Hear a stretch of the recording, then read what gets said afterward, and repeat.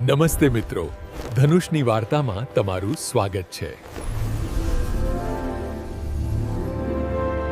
નમસ્કાર. ચાલો આજે આપણે એક મસ્ત મજાની વાર્તા સાંભળીએ. એક એવી વાર્તા જે મિત્રતા, હિંમત અને દયા વિશે ઘણું બધું શીખવશે. તો તૈયાર થઈ જાઓ ધનુષ અને રાજવીરની સાહસિક સફર પર જવા માટે. આપણે બધા ક્યારેક તો વિચારતા જ હોઈએ છે, બરાબર ને, કે રોજિંદો સામાન્ય લાગતો દિવસ અચાનક ખાસ કેવી રીતે બની જાય છે? કોઈ મોટી ઘટના બને ત્યારે કે પછી કોઈ નાનકડા અનુભવથી?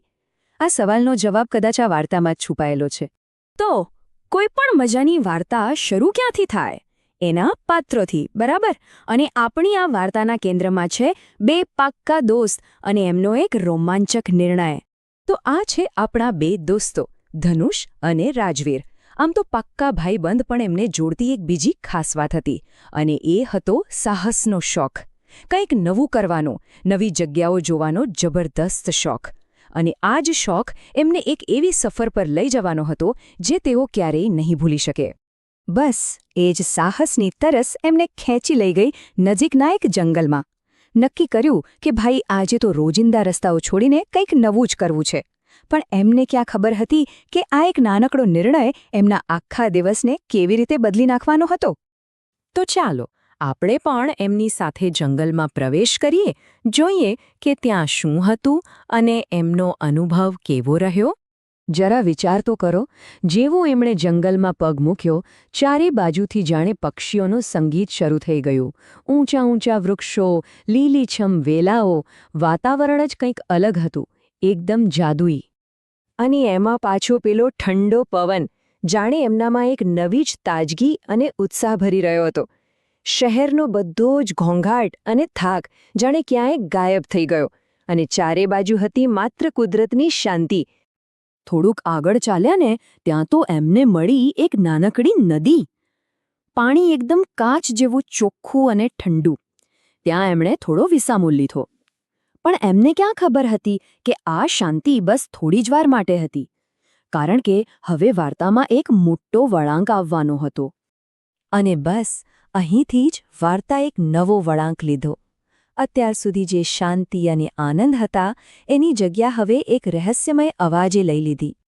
જ્યારે બધું એકદમ શાંત હતું ત્યારે અચાનક ઝાડીઓમાંથી એક ખડખડાટનો અવાજ આવ્યો. કોણ હશે ત્યાં? કોઈ જંગલી જાનવર કે બીજું કંઈક? એમના કાન સરવા થઈ ગયા. હવે જુઓ, આ અવાજ સાંભળીને બંનેની પ્રતિક્રિયા કેવી અલગ હતી. રાજવીર તો થોડો ડરી ગયો, એના મનમાં ફાળ પડી. પણ ધનુષ, એણે ડરવાને બદલે હિંમત બતાવી. એણે નક્કી કર્યું કે જોવું તો પડશે કે ત્યાં છે શું. તો ધનુષ હિંમત કરીને થોડો આગળ વધ્યો અને ત્યાં જઈને જોયું તો અરે, એક નાનકડું હરણનું બચ્ચું ઝાડીઓમાં ફસાઈ ગયું હતું. બેચારું બહાર નીકળવા માટે તડફડી રહ્યું હતું. હવે એમની સામે એક મોટો પડકાર હતો, આ જીવને બચાવવાનો. અને હવે શરૂ થાય છે આ વાર્તાનો સૌથી મહત્વનો ભાગ. અહીંયા એમની મિત્રતા, એમની હિંમત અને એમની દયાની સાચી પરીક્ષા થવાની હતી. શરૂઆતમાં તો રાજવીર ડરી રહ્યો હતો, એ સાચું. પણ જ્યારે એણે ધનુષને હિંમતથી આગળ વધતો જોયો ત્યારે એની હિંમત પણ પાછી આવી. મિત્રને જોઈને એનો ડર પણ ભાગી ગયો. એને સમજાયું કે અત્યારે ડરવાનું નહીં પણ મદદ કરવાનો સમય છે. અને બસ પછી તો બંને સાથે મળીને એ હરણને છોડાવવામાં લાગી ગયા. અને જુઓ તો ખરા, એમની મહેનત સફળ થઈ. જેવું એ નાનું હરણ આઝાદ થયું એ તો ખુશીથી એક લાંબી છલાંગ મારીને જંગલમાં ગાયબ થઈ ગયું. એ દૃશ્ય જોવાનો જે આનંદ હતો એ જ એમના માટે સૌથી મોટું ઇનામ હતું. એક મૂંગા જીવની મદદ કર્યા પછી બંને મિત્રોના મનમાં જે ખુશી અને સંતોષની લાગણી થઈ એ કદાચ શબ્દોમાં કહી ન શકાય. એ દિવસે એમને સમજાયું કે સાચો આનંદ તો બીજાને મદદ કરવામાં જ છે. આપણે કહીએ છીએ ને કે દરેક સફર કંઈક શીખવીને જાય છે.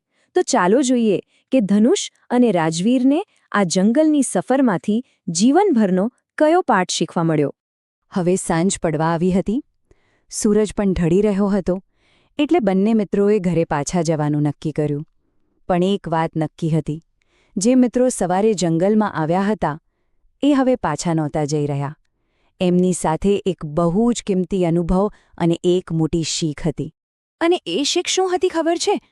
એ શીખ હતી કે જીવનમાં ગમે તેવી પરિસ્થિતિ આવે, હિંમત અને દયા આ બે વસ્તુઓનો સાથ ક્યારેય ન છોડવો. બસ આ એક જ વાક્યમાં એમની આખી યાત્રાનો સાર આવી ગયો. તો યાદ છે આપણે શરૂઆતમાં એક સવાલ પૂછ્યો હતો કે એક સામાન્ય દિવસ યાદગાર કેવી રીતે બને છે? જવાબ મળી ગયો. કોઈ મોટા ચમત્કારથી નહીં, પણ હિંમત અને દયાના એક નાના અમથા કામથી. આ એક જ ઘટનાએ એમની જંગલની સફરને હંમેશા માટે યાદગાર બનાવી દીધી.